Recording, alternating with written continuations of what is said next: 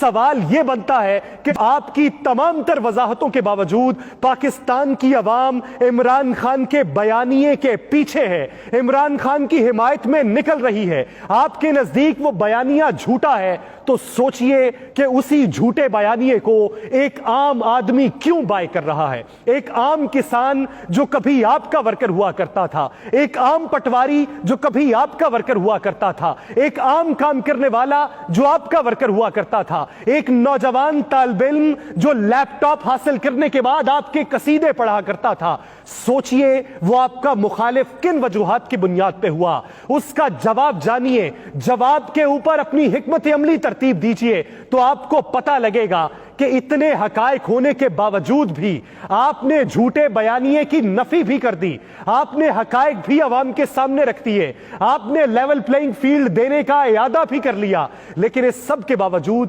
لوگ اس کپتان کے جلسے میں شریک کیوں ہو رہے ہیں؟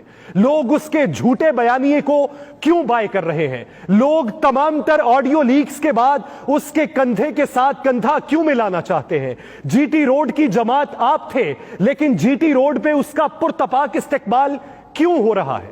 اس سب کے جوابات جاننے کی ضرورت ہے۔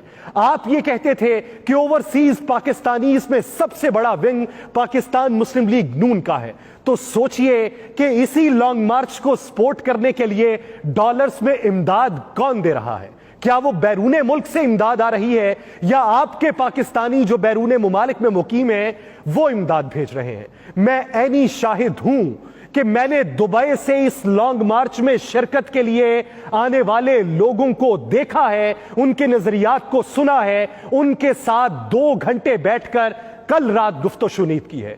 تو سوچئے کہ جو اپنا کاروبار کسی اور کے سہارے چھوڑ کر پاکستان میں آزادی مارچ میں شرکت کرنے پہنچا ہے، اس کو کون سے مسائل ہیں؟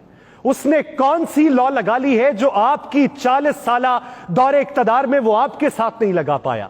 آپ کا گفتگو کرنے کا طریقہ بہت نرم ہے، آپ انسان کو دیکھ کر اس کے قد کو دیکھ کر گفتگو کرتے ہیں، لیکن وہ کپتان جو سب سے ایک ہی طرز گفتگو سے مخاطب ہوتا ہے تو لوگ اس کے پیچھے کیوں ہیں؟ آپ کو یہ پتا ہے کہ بیوروکریٹ کو کس طریقے سے ڈیل کرنا ہے، کتنے بڑے قد کا صحافی ہے اسے کس طریقے سے جواب دینا ہے، اور ایک عام رپورٹر کو کس طریقے سے جواب دینا ہے، کس کو کتنا کھلانا ہے اور کس کو پانی پہ ٹرکھانا ہے۔ اس سب کے باوجود آپ کی دانست میں آپ کی سیاست اوج ثریا پر مقیم تھی، لیکن پھر بھی آپ زمین میں پاتال کی گہرائیوں میں کیوں جا گرے؟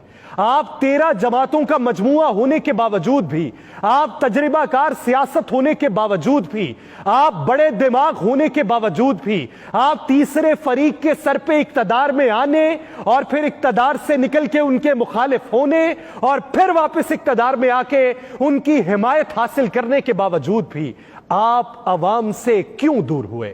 عوام نے آپ سے اپنا منہ کیوں پھیرا؟ عوام نے اپنے چہرے آپ سے کیوں چھپائے؟ عوام نے آپ سے اپنی لا کیوں نہیں لگائی؟ آپ نے عوام کو سہولت دینے کے لیے بڑے بڑے بیانات دیے، لیکن عوام اس ایک فرد کے پیچھے جا کے کیوں کھڑے ہوئے؟ اگر اس کی جماعت کے اندر کوئی ہارا تو اسی کی جماعت کے لوگ اس کے مخالف ہوئے۔ اس نے اتنی آزادی دی کہ ہر پہلو کے اوپر، ہر سطح کے اوپر بات کی جا سکتی ہے۔ آپ نے زبانوں کے اوپر قید لگائی، آپ نے نظریات کے اوپر قید لگائی، لیکن وہ سب کو نظریات میں ایک ایسا مقام عطا کر رہا ہے کہ ایک عام ان پڑھ گوار شخص بھی بیٹھ کر یہ پوچھتا ہے کہ ان حکمرانوں نے ہمیں کیا دیا؟ یہ وہ ہے جو تنے تنہا سب کے مقابل کھڑا ہے۔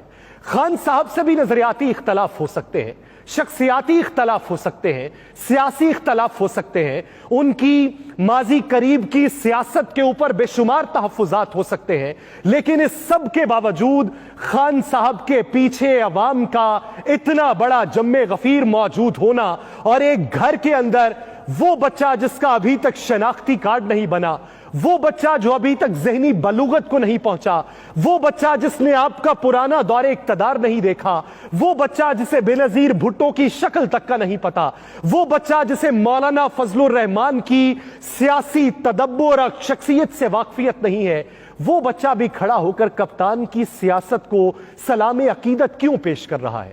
कभी इसका जवाब जानने की कोशिश की? आपके तमाम तर बड़े दिमाग बैठते हैं, प्रेस कॉन्फ्रेंसेस करते हैं, अपनी माजी की तरक्याती अहदाफ का बताते हैं, बैनुल अक़वामी रवाबित का तज़किरा करते हैं, सऊदी फरमारवा से होने वाली मुलाकात और सऊदी वलीअहद से होने वाले मुआहिदों की तफसीलात बयान करते हैं, बीजिंग में जाने का इशारा देते हैं, 9 माह की बीजिंग हुकूमत के वादे पर अमल दरामद करते हुए तरक्याती मंसूबों की तकमील का वादा करते हैं, लेकिन उस सब के बावजूद अवाम आपके पीछे नहीं निकलते। उस सब के बावजूद इक़्तिदार में होते हुए तमाम ताकतें इस्तेमाल करते हुए अवाम को उनकी अफादियत और अवाम को सहूलत के इशारे देते हुए अवाम आप पर एतकाद नहीं करती, अवाम का तयक्कुन आपसे उठ चुका है। तो इसके जवाबात जानने की जरूरत है।